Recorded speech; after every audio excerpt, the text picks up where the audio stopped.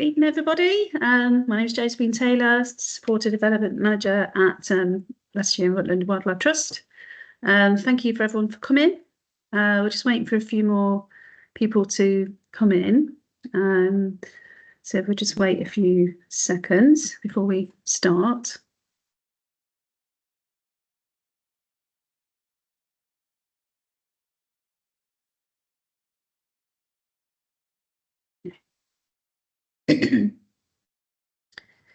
Yeah, I think if we make a start, so welcome. I'm delighted to be joined with David Duckett from the Leicestershire Rutland Badger Group and Derek, who's the mammal recorder. Derek Gow, is that right? No, not Crawley. Crawley. Sorry, I was reading something about Derek Gow earlier, so apologies for that. That's quite all right. I'm slightly smaller than him. He is less hair. Yes. Yeah, so welcome both of you. So just go through some domestic arrangements. So if you have any questions for Derek or David during the session, there's the Q&A. If you'd want to put your question in there, that would be great. Also keep an eye on the chat because we'll be dropping some links in there, particularly if you're able to make some donations to Leicestershire Rutland Wildlife Trust, that'd be great. We're putting this event on for free tonight, and any donations will go towards the conservation work of the Trust. So without further ado, it's over to David. Okay, thank you, Jo. Good evening to everyone. Welcome to our November webinar. I think most of you probably know by now I'm chairman of Leicestershire Rutland Badger Group, and I do my usual plug about membership. We are affiliated to the Wildlife Trust, but we actually have our own membership. And if any of you aren't members and would like to be a member of the Badger Group, have a look on our website, which is badgergroup.org.uk. Jo perhaps can put it on the chat line, or just Google Leicestershire Rutland Badger Group. So yes, we're definitely looking for members if anyone would like to join, and it is a £10 subscription per annum. Okay, Jo has said about questions. It just makes it easier if they go into Q&A rather than into the chat line. So please put them in as the talk goes on if you wish. Moving on to the event of tonight, and I'm very pleased to welcome back Derek Crawley. I can't remember how many years the group, have known Derek. We've had quite a good relationship with him for maybe 10, 15 years. And over that time, I think he's given us 7 previous talks. So we're welcoming him back, and it's great to see him back. Just a little plug for Derek. Derek is a very hardworking person, certainly when it comes to mammals. He's founder and chair of Staffordshire Mammal Group. He's very active in the Mammal Society, and he was the lead editor in a fabulous book, The Atlas of Mammals of Great Britain and Ireland, which was published in, I think, 2020, and very much available. I think it's about £35, but Derek might let you know if it's different. And he plays a key role, obviously, in Mammals for Britain and Ireland. So tonight I persuaded Derek to talk about UK mammals, the changes I've seen or he's seen in his lifetime. So I'll leave him to explore that. Okay, over to you, Derek. Thank you, David. I'll just share my screen and welcome everyone to the evening. As David said, I'm the Vice Chair of the Mammal Society. I oversee national recording for the Mammal Society, as well as one of their trainers, and also on the local groups committee. So I'm a little bit involved in that, and this is just a little bit of reflection over my life, as it were, and others for that matter, because I'll quickly point out that the first couple of slides I wasn't actually around for at that time, and it's really sort of what happened in the 50s. I just about came into that because I'm actually born in 61, but there were some key aspects that happened in the 50s which are worth a mention. So it was the start of the National Parks and Access to the Countryside Act. So we were starting to know that more people wanted to be involved in countryside matters, and they wanted to actually start off national parks and say, well, these areas are important landscapes that we need to protect, and also look at the wildlife within them. At the same time, it was the start of what was then the NCC, the Nature Conservancy Council, and it's now become Natural England. So that's an important aspect again in the 50s within that time. And with that automatically came the development of the National Nature Reserves, which are some of our key aspects outside of national parks, which need preserving because of their unique status. And oddly enough, the Mammal Society actually started there. We are currently in our 70th year. We have some activities on that, and you can find out details on our webpage about that one. In the 50s, there were starting to be changes in farming practice, especially just after the war, when we wanted to be much more intensified and looking to make sure we could be sustainable with our own borders. That hasn't quite happened, but it goes with it. Myxomatosis was brought into the country to try and control what was considered to be too many rabbits, and we'll talk a bit more about those later. They had a foot and mouth outbreak, which didn't help, but again put different restrictions on the countryside and also the wildlife within it. And the rise of ICI very much comes in with the farming practices, because we started at that point to try and look at chemical methods of fertilization and also control of pests and diseases, and that company was quite important within that one. Who were the wildlife experts at this time that helped set up some of these practices and some of these developments?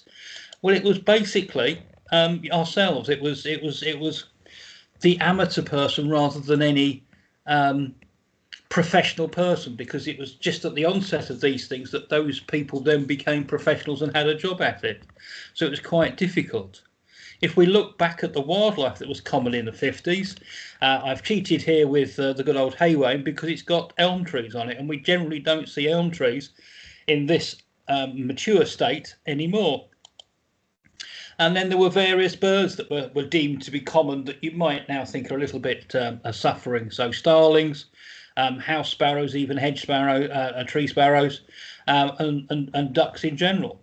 I'm not saying they've all changed their status, but it's just a reminder of those animals, birds that were actually there. Herons were very common, and we'll come on to the reasons there, even lapwings.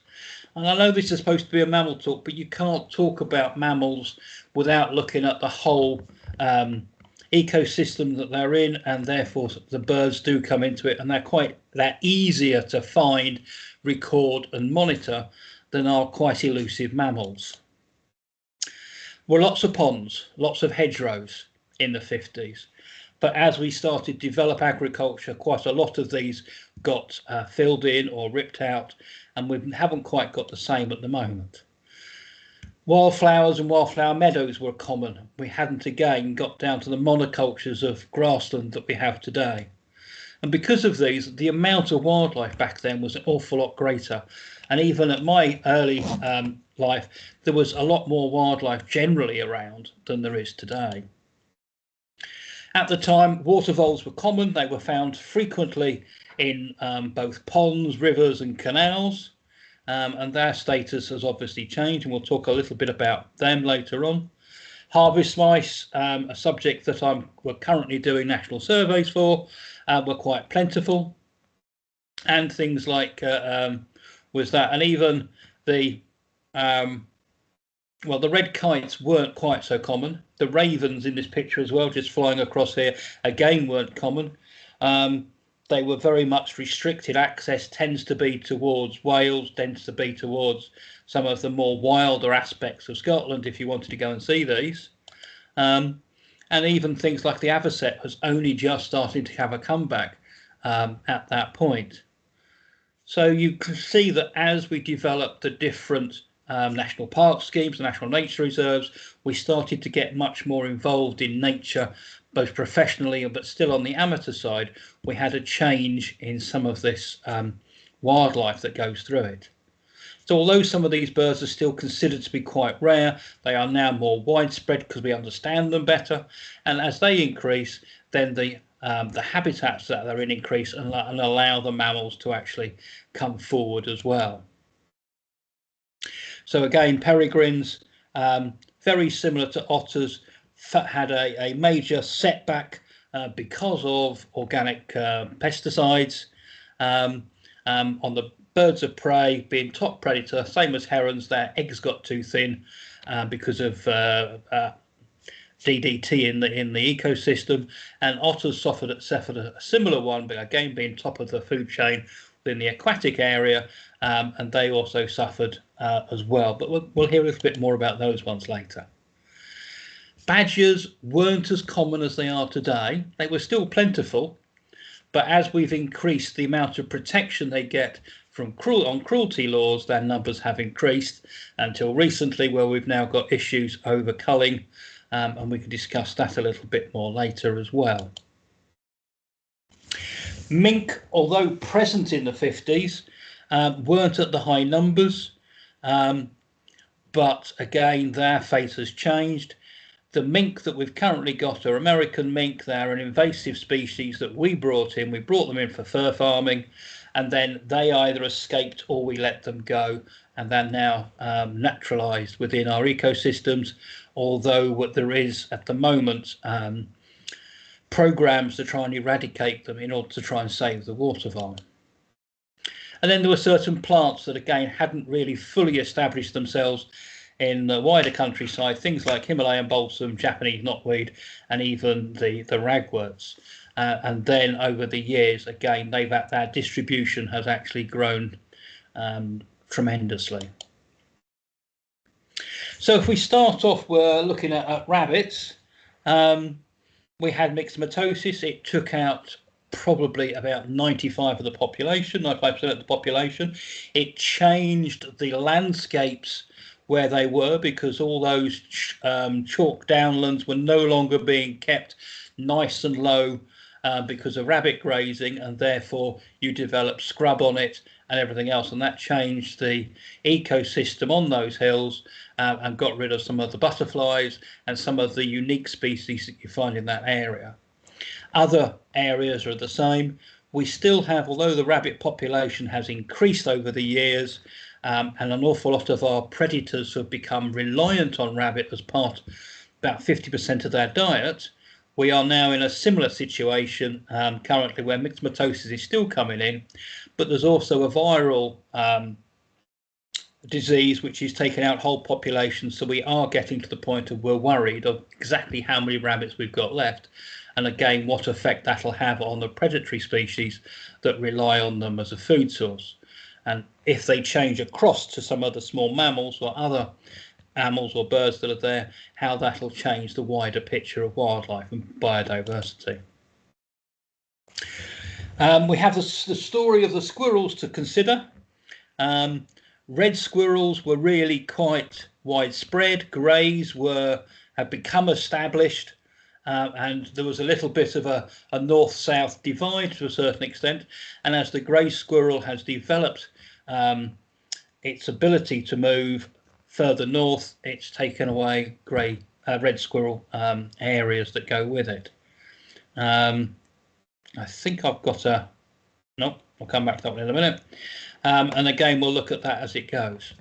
But I'm probably going to sort of start off and talk more about sort of this riverside tale or trail, or whatever you want to call it, because it's a story of demise of both the otter and also the water vole. And initially, this was put down to the presence of mink being in the systems, whereas in fact, as the otter was reducing in numbers due to mostly pesticide problems, the mink naturally took over what's called its ecological niche, and has caused problems for the water voles because female mink can go down the tunnels of water voles, so there's no natural escape route for them. And until such time that the mink numbers are either completely removed or at least reduced, then the water vole is still going to have a sad story of demise because of the presence of mink.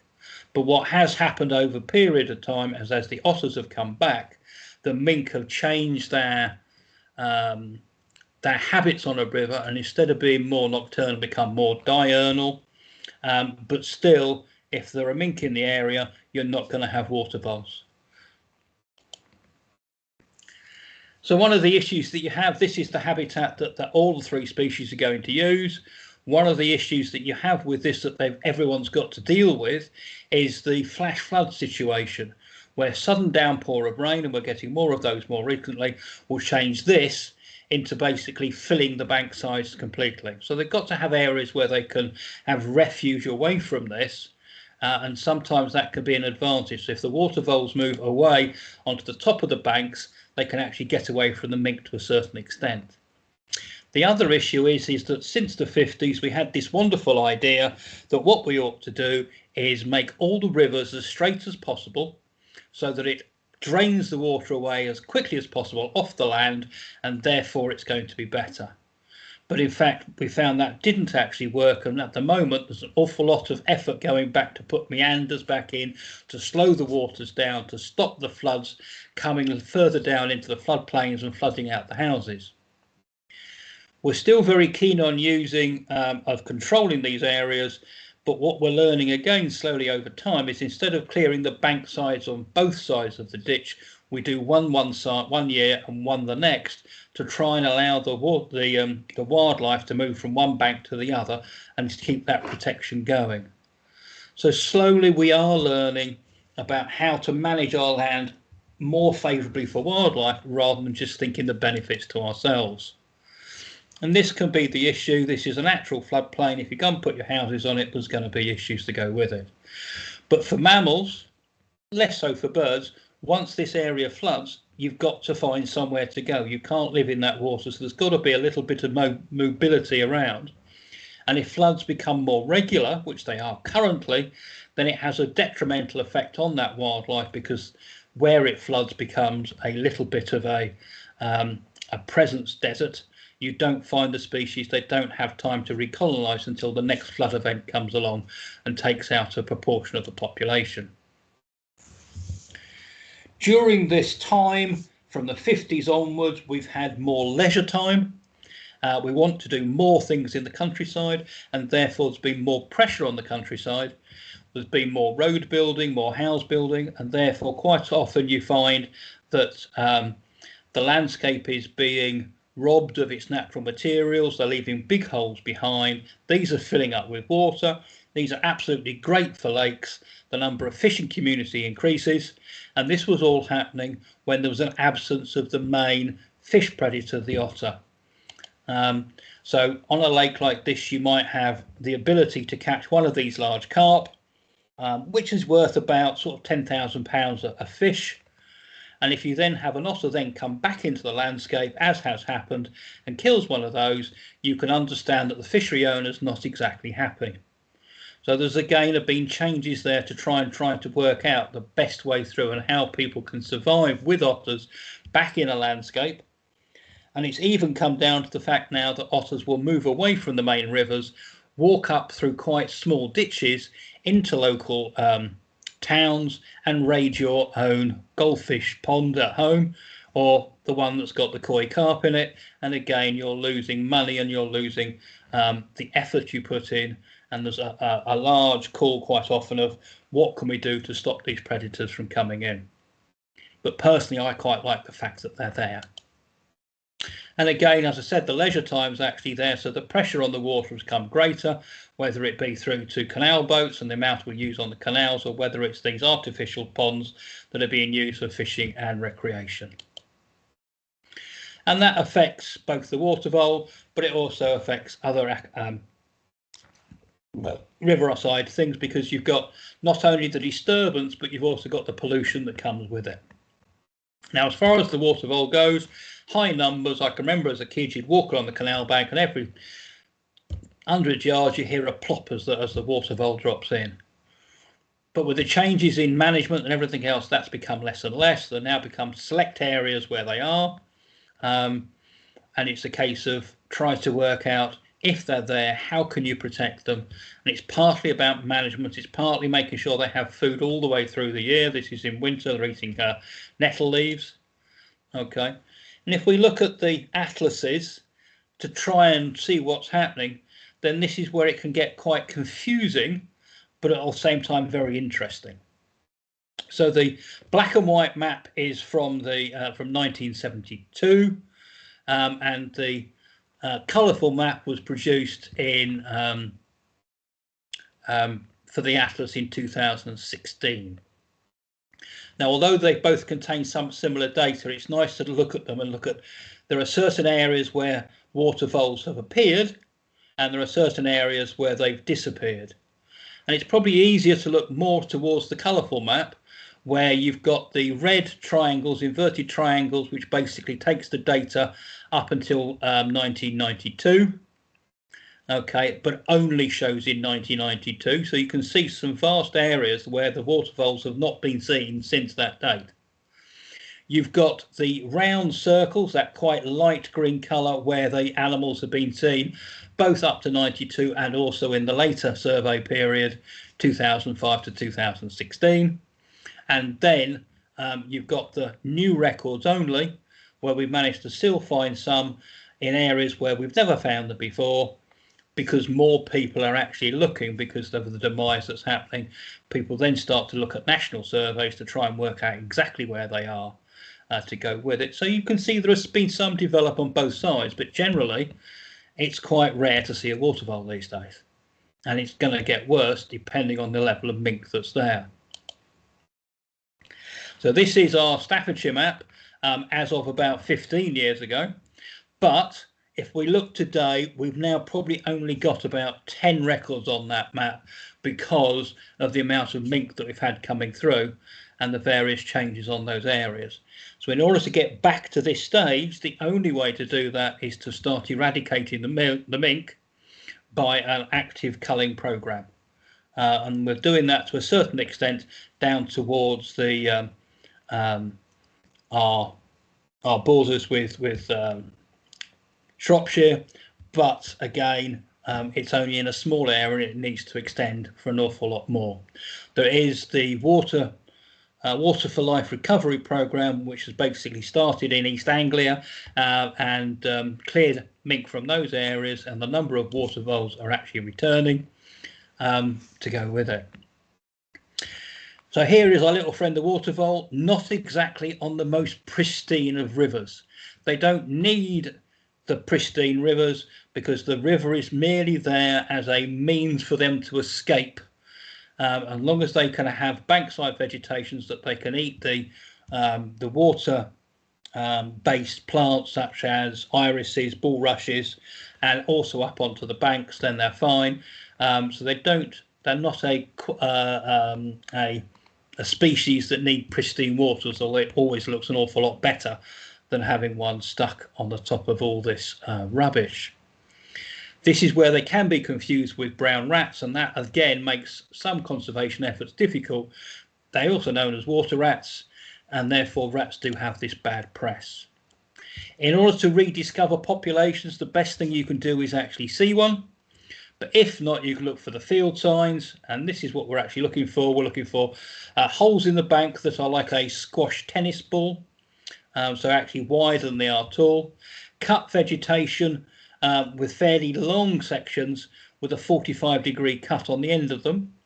We can no longer say that that is absolutely water vole, so the best thing we can find is their little tic-tac-toe droppings, and if they've then actually been trodden in, that shows a breeding territorial area, which is even better. So it's basically looking for droppings being the best one. You can occasionally find these holes with little lawns where a female with young will just stick her head out and just take a little bit of vegetation if she's hungry without actually coming out of her holes. And this, unfortunately, where the smaller mink, which you can see here on your right hand side, can actually go down those holes and catch the water vole in its home. Otters can't get down, male mink can't get down, but therefore the poor old waterfall doesn't have a success, doesn't have a hiding place. If we look at the change within the maps for mink, okay, you can see it was limited to various areas back in 76, with the Midlands being basically absent of them, and Wales. There were certain areas, so Manchester and that sort of area, and then the lower areas of Scotland and the south coast being the main strongholds. And this was partly, again, where the mink farms were, but also where a population would be encouraged to actually keep mink in their back garden, so that you can actually breed them up for a furrier later on. Nowadays, you can see the spread quite nicely with those darker green triangles showing where new populations are actually occurring, and you can see that there's not that many areas that are red, showing that the difference between they're not current anymore. So we've seen an awful lot more mink in my earlier years, and then the last sort of 10 years or so they started to disappear, because that's when the otter was coming back.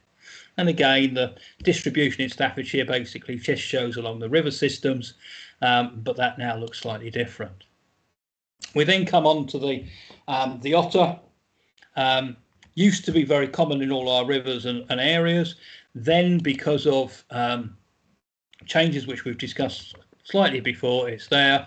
So this is the sort of the picture, and again you can see the number of areas where the otters actually increased over the years is very, very encouraging. You can look at those dark triangles again, but again its coverage everywhere else is there.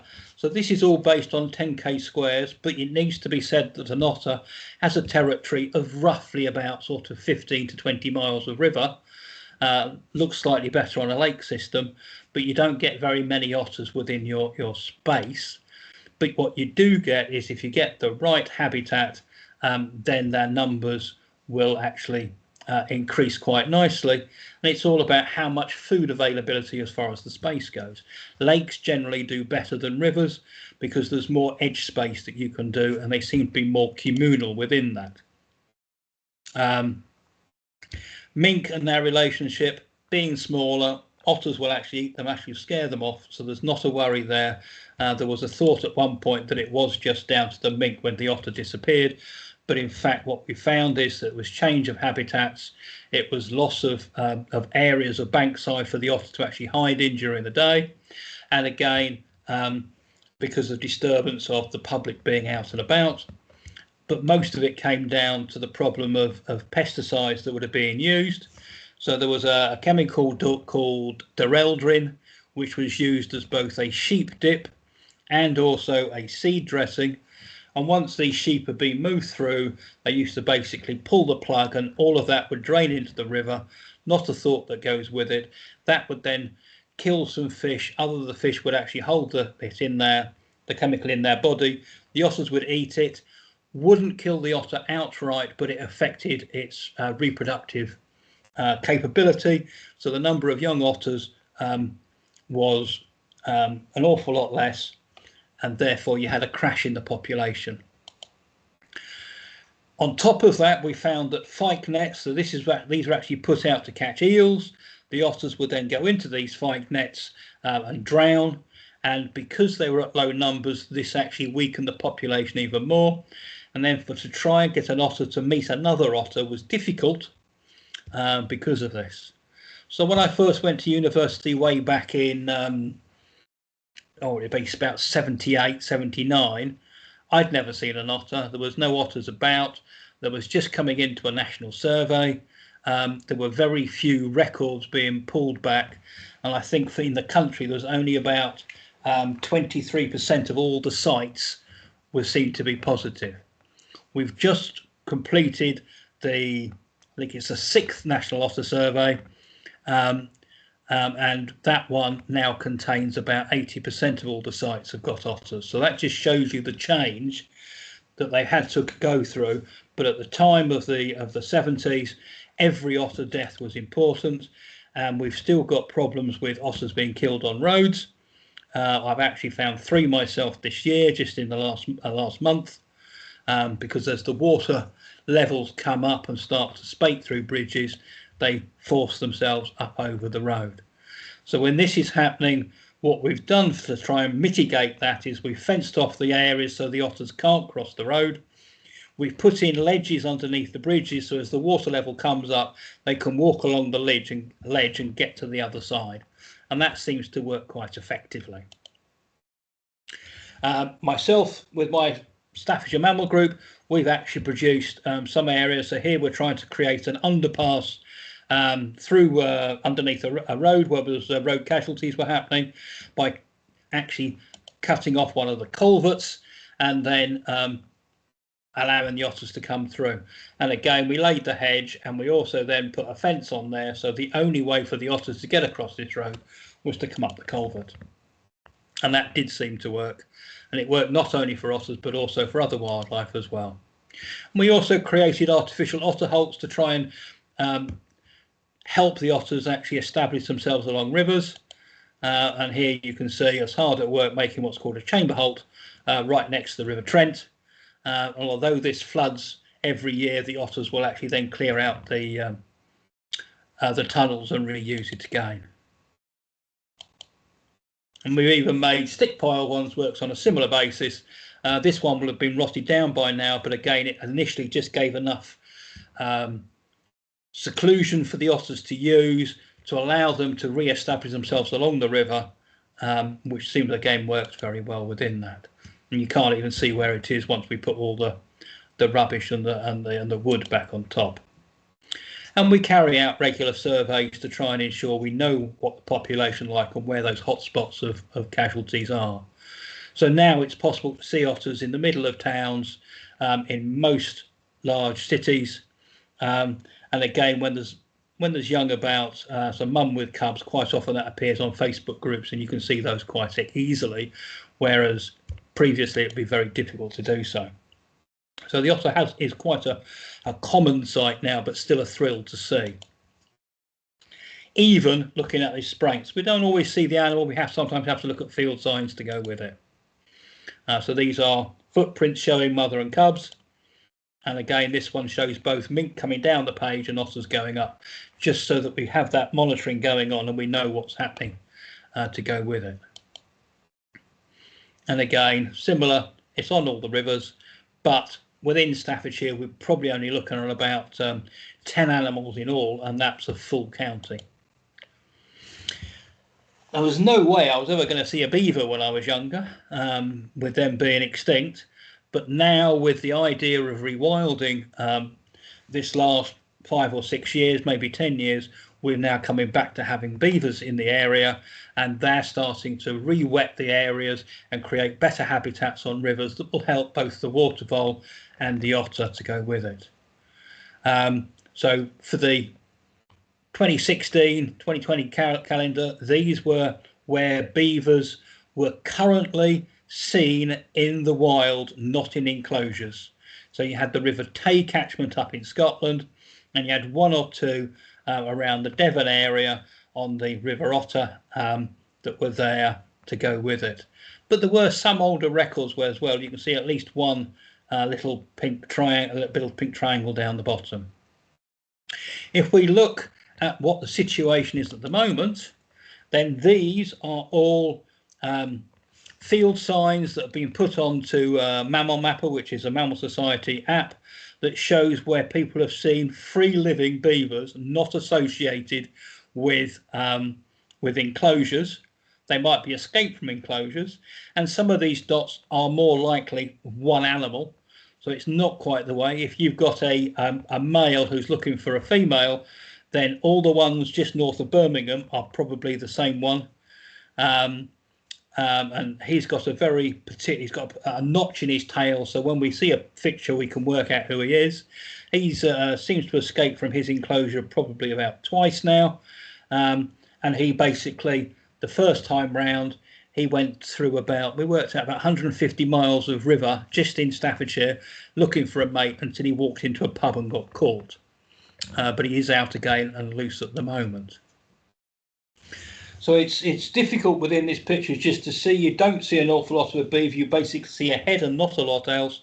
But again, they're not afraid of people, and therefore they will come out in the day, and they're very obvious, which is one of the ways we're tracking all those ones on that map. And this is some of the signs that you can see with it. They're doing very good coppicing on the edge of the rivers in order to actually do to help on that, and that helps all the other wildlife that goes with it. And this is the kind of coppicing that they're doing on a natural scale, just walking in there and chewing off the branches, which are very easy to identify when you see them. But they do take bigger trees as well.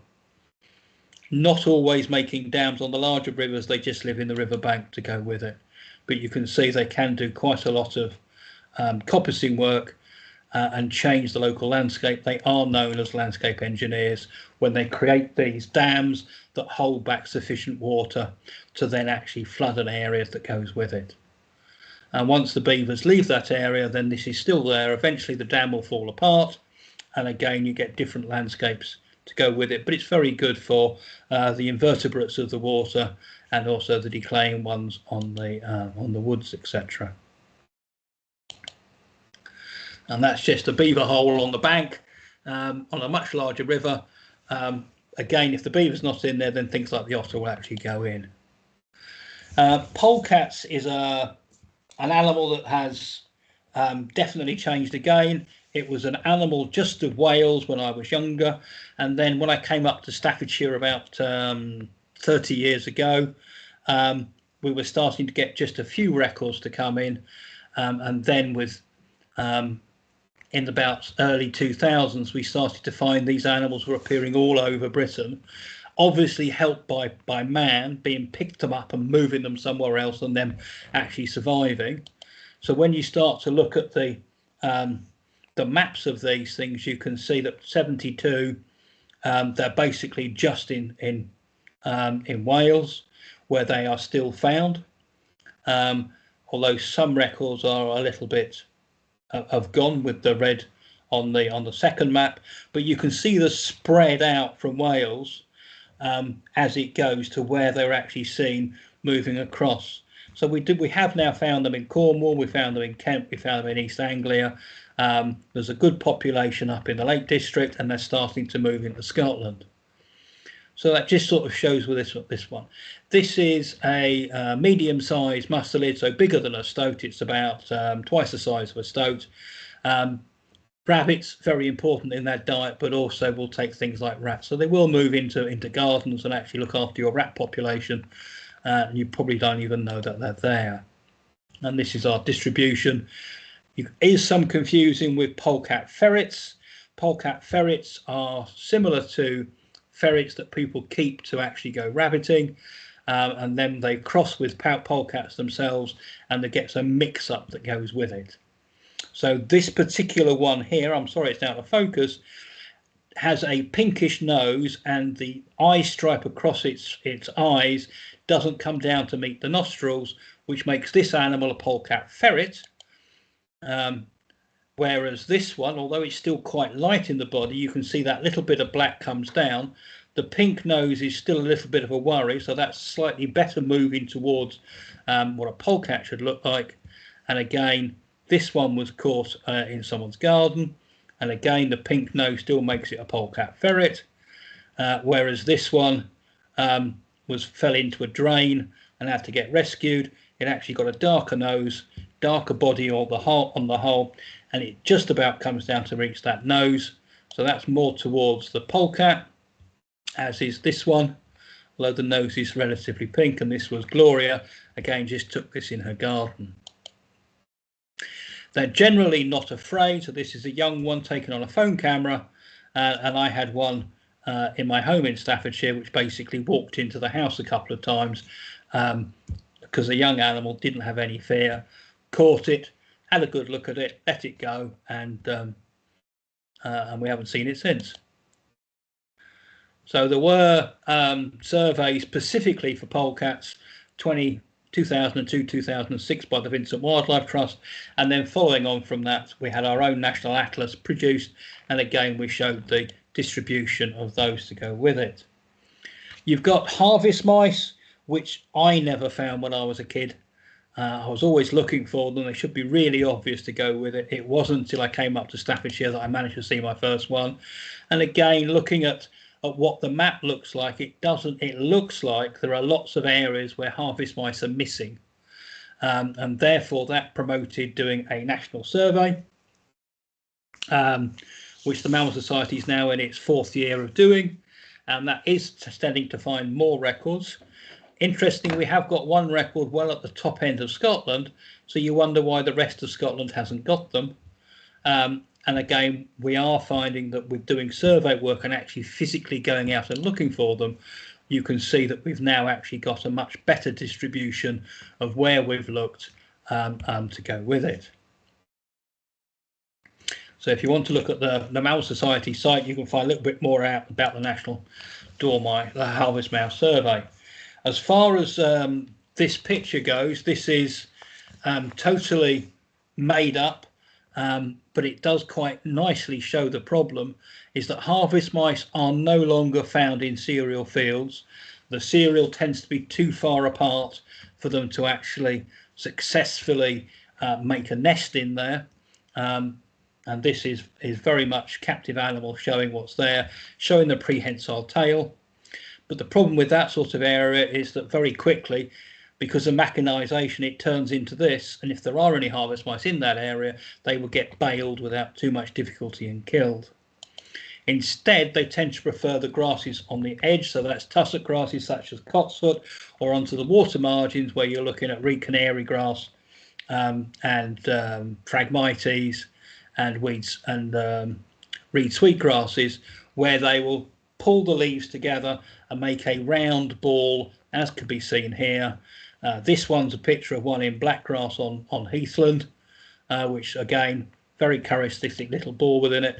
And this one's in a sedge, and you've even found it in elephant grass to go with it, where they're just making this little ball of material, but it is in a woven ball, which makes it very hard. We have tried to actually capture them in height in vegetation, but we tend to find we actually catch more on the ground. But the higher up the vegetation you put them, the more likely you're going to find the harvest mice, because the heavier wood mice and field voles can't actually, the vegetation won't hold that weight of those particular animals, where the harvest mouse is very light, very small, and therefore can actually sit on these leaves and not damage them. So you can see it's one of our smallest British mammals, and I've seen a lot more of them since I've come up to Staffordshire and we started to look for them. They only weigh the same as a 2p piece, which makes it a bit of a challenge to try and actually find them, but they are rather cute as it goes. Another animal that's made a big change is the pine marten. This isn't a very clear picture because this was quickly taken out of someone's bedroom window in Staffordshire, when we discovered that we did have a population in Staffordshire for a couple of years, about 20 years ago. Generally, they used to be widespread if you go back to the turn of the 19th, 18th to 19th century, but they got persecuted out similar to the polecats, and instead of being restricted to Wales, they were restricted to the north of Scotland, but there were still some remnant animals knocking around Wales and Scotland. This is what we're actually looking for. It's the largest, well, it is the largest member of the larger member of the mustelid family. So it's still similar to a Stoat weasel, just a little bit bigger. Here it has the ability to slightly retract its claws. It's a very good climber. It supposedly chases grey squirrels. And in fact, because of that, a lot of people have decided that pine martens will get rid of grey squirrels for us if we put them in the right place, and therefore people have been translocating them into all sorts of odd places, including Surrey. There's one on the Humber, there's one in Cornwall. They haven't got there themselves. People are actively moving them to try and use them as a natural control against grey squirrels. After we had that sighting of the one in Staffordshire, we put up box surveys to try and attract more pine marten into them.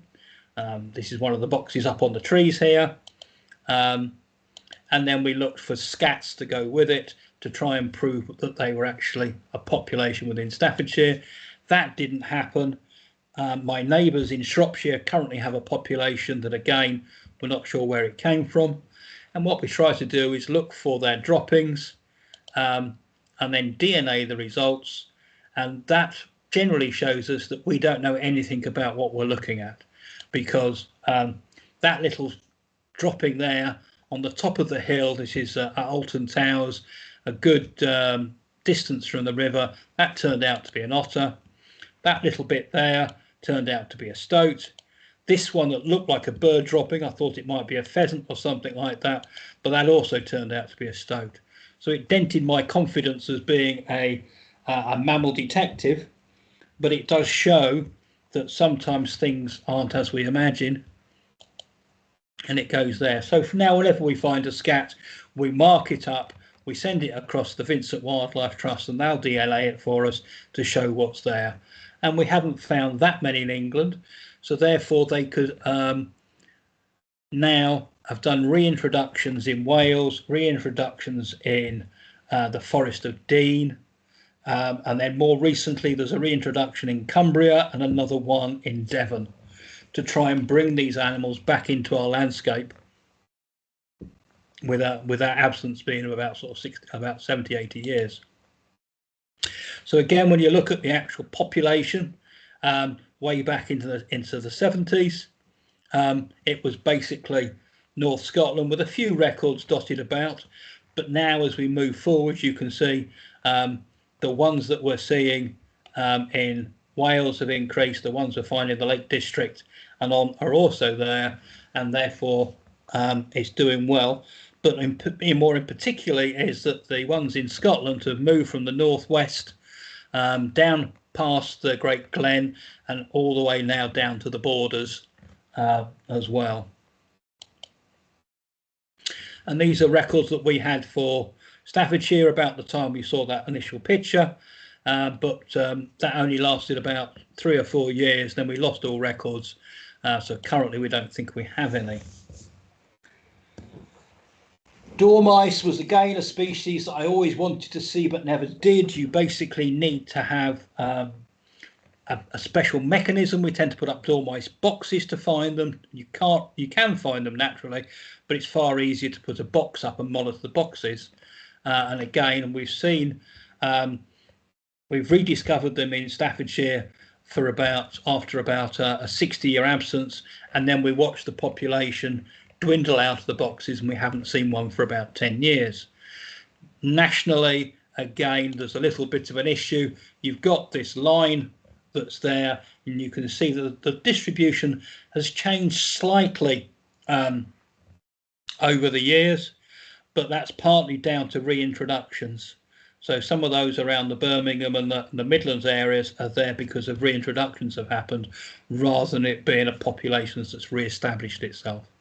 And that includes some of those areas much further north where there's 1 or 2 records up here, but again, it's not that they haven't survived very well.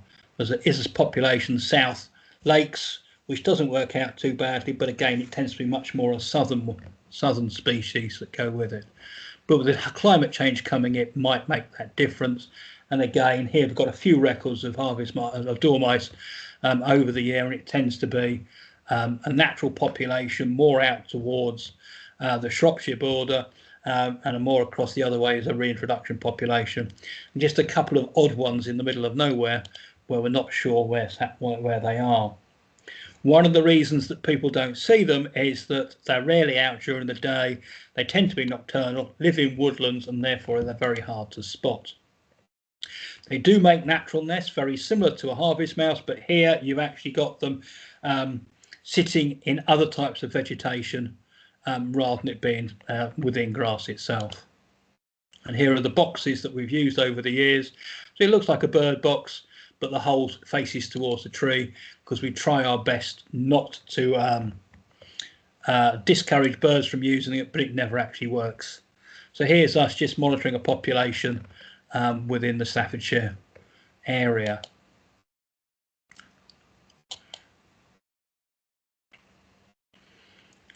So a lot of activity to find the population that we then watch demise slowly over about a 10-year period. We still think there are ones present in the woods, they're just not using the boxes. Hedgehogs is another sad story, I'm afraid to say. Again, go back to my childhood, they were everywhere. There wasn't an issue with them at all. There'll be always one in the garden somewhere. But again, over a period of time, their numbers have dropped off almost as fast as that of water vole. And here it's again because of different habitat changes and food. But one of the biggest problems with them isn't down to that, it's down to hibernation, and I'll come on to that in a minute. Within the map here, the number of 10k squares is still very, very good over the years. The population hasn't really changed on its distribution. What's changed is the number of individual hedgehogs within a square itself, and that's what's changed. So although the distribution is there, the numbers of animals have reduced greatly. The one thing that has happened more recently is the number of hedgehog rescues. Every year they're getting more and more hedgehogs are being rescued. So this is either an indication there are more hedgehogs about, or that people are more aware that they need help. But all the other surveys that we're doing show that their numbers are actually reducing, and we find less and less in the countryside and more in towns, because unfortunately in the countryside it tends to be a little bit of a desert for wildlife, because the amount of chemicals that we're using, we're not that much organic, and therefore the number of insects and macroinvertebrates that these eat make a huge difference. Wouldn't it be nice if the tables were reversed and hedgehogs actually sat on cars rather than anything else? But what we have seen over my lifetime is the change in habits of hedgehogs. They very rarely will go into a ball now, because if they're on a road and they go into a ball, they get squashed. So they tend to run away after initially freezing, so they have more of a chance of getting away.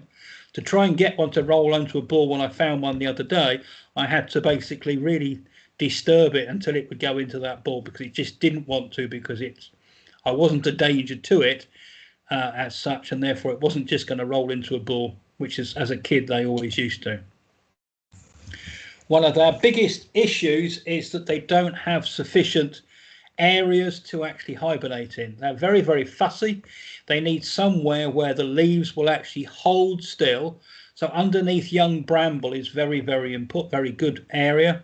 They will go underneath machinery, they will go onto other things, but young bramble especially will hold that leaf matter, that leaf blow in that area, so they can then go in and turn themselves into a nice nest. Most hedgehogs, you can see, will actually move their hibernate site once a year, and they need to have a certain humidity and a certain temperature in order to get it. And using this laminated structure, lots and lots of different layers of leaves makes the difference. And they like a particular size of leaf that goes with it. And in this picture, you can see that this bramble patch within this small area here contained over 10 wintering hedgehogs. When a new land manager came in, they said, oh, too much bramble, ripped all the bramble out, and that took away the population of hedgehogs for this area, because all the hedgehogs used to overwinter here. And this is the worry of not totally understanding the thing. It's the absence of marshes, uplands, conifer plantations, and too much tidy gardens that is the issue for hedgehogs currently.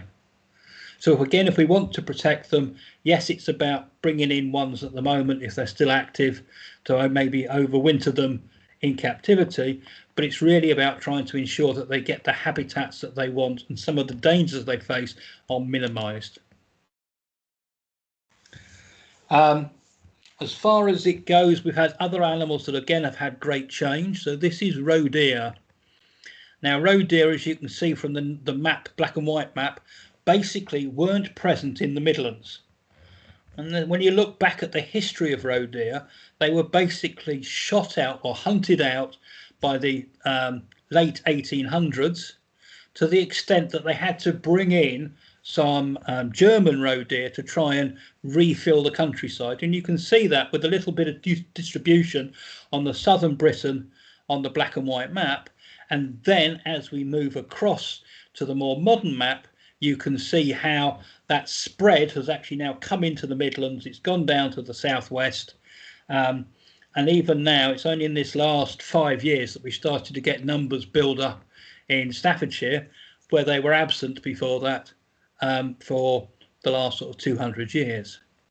So roe deer are almost becoming commonplace now, and people are starting to see them in the middle of towns. So middle of Stoke has got roe deer, as I'm sure the middle of Leicester probably has as well. The other deer that's caused a big shift is muntjac. So this was an animal kept in captivity at Woburn Estate, and a few escaped. And you can see that their distribution way back in the late 70s was quite restrictive, and you can now see the movement as they're coming out from that, as they're spreading across.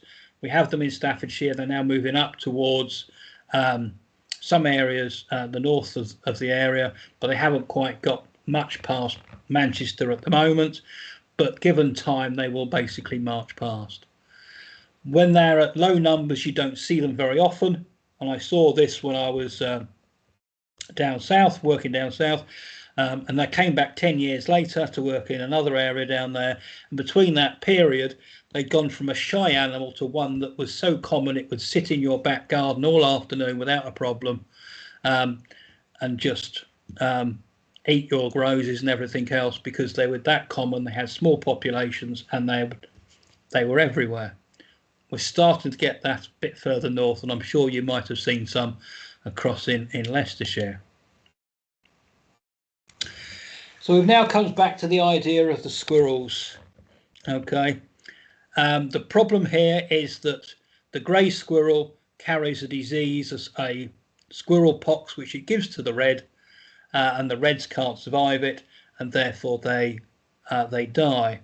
Plus also the grey squirrel can outcompete for den sites, and they also have a wider variety of food that they eat, spending most of the time on the ground, whereas our red squirrel tends to be more arboreal and has a much smaller diet. So the grey squirrel tends to outcompete it all the time.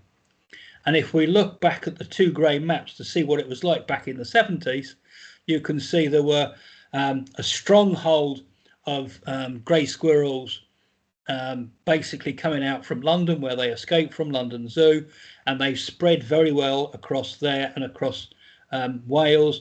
There were still pockets of red squirrels in places like East Anglia and the north of Wales, some across towards Staffordshire and then going north. But that's all changed. If we now look at the current maps, then you can see that the red squirrels are basically have died out, and they're being much more restricted within their area and being pushed further north. That goes with it. But again, you look at the grey squirrels, they've gone into Scotland, they've gone across the Edinburgh, Glasgow belt. They're coming up, they're going across at the moment out towards Aberdeen up the east coast, and the red squirrels are basically left in little pockets. And the only reason that the red squirrels are surviving in those pockets is that there is active culling of grey squirrels.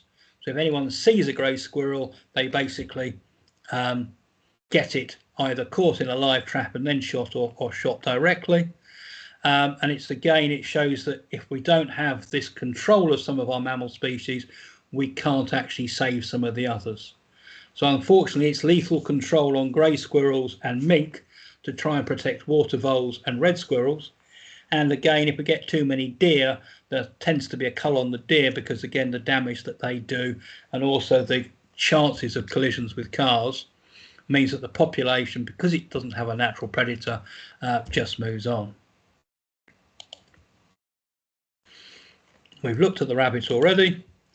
So to wrap up within the hour, I just wanted to sort of bring you up to date of where do we stand at the moment. who has the knowledge and what's the way forward. So although there are now lots of countryside professionals, whether they be national park rangers, country park rangers, people working for the statutory authority, so that's Nature Scot, Natural Resource Wales, Natural England, they're there, but the people that generate most of the records for wildlife still is the general public. It's people like you and me.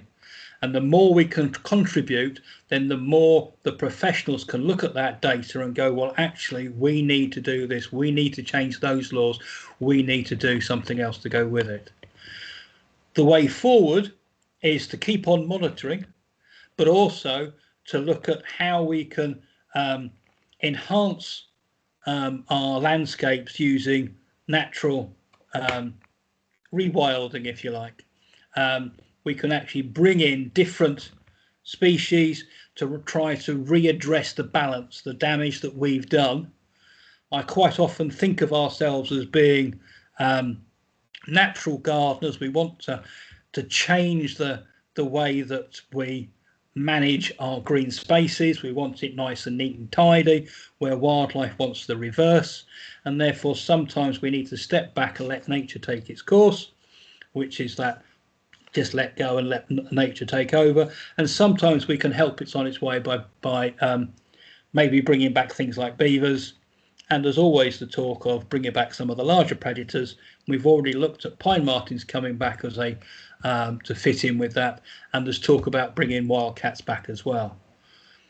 So it's more about what we want, less about how to exploit the countryside, and more about how we work with everything else.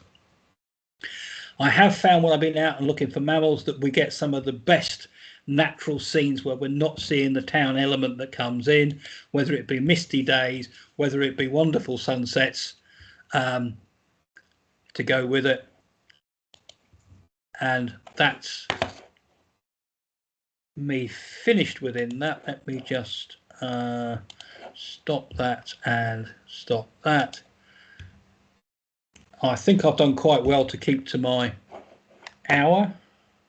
Yes, you've done extremely well. Thank you very much, Derek. That was a fabulous talk, ranging so well across all our mammal, or most of our mammal species. I think there's only one question that's been put through, and I think you've partially answered it already, but Sam says, what are the natural predators of mink, and will otters displace mink? Well, they don't displace mink. What we found is that